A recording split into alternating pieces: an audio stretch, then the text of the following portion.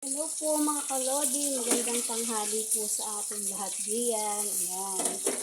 Nandito po muli ang inyong kalodi at para mag-update po sa buhay-buhay po namin diyan.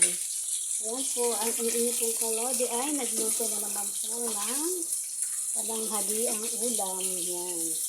Para po sa ating mga dinakis. Ano po aking mga tinakis ay may mga baon at tatlo lang po kami dito na naiwan. Kaya kami lang po ang kakain ngayong tanghali at nagluto po tayo ng sinigang na manok. Sinampalukang manok po yan.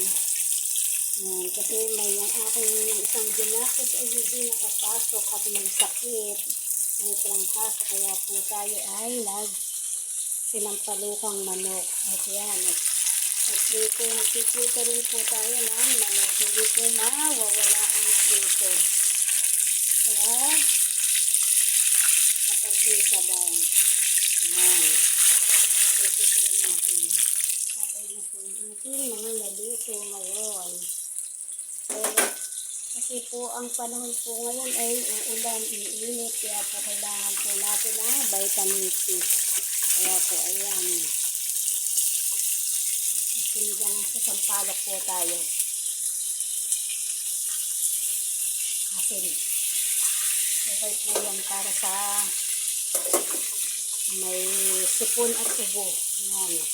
Alam po ngayon ay maulan, init ulan. Kaya ayan. Madaming nagkakasakit, may sipon, ubo. Kaya po yan. Kailangan natin ang vitamin C. Sabaw muna po tayo at maraming gulay ngayon. Para po sa ating mga dinakis. Yan mga lodi. Tayo po ay luto ng ating tanghalian. Ayan mga lods. Luto muna tayo. Para po sa ating pananghalian at wala po tayong ulam. Kaya po ayan. Kasi kaninang umaga po ay nagprito lang po tayo ng hotdog para sa baon ng mga dinakis. E pag umuwi po sila ng tanghali, kumakain din po sila. Kaya po yan. Namin sa dinadamihan natin yung ulam sa tanghali para pag may natira din,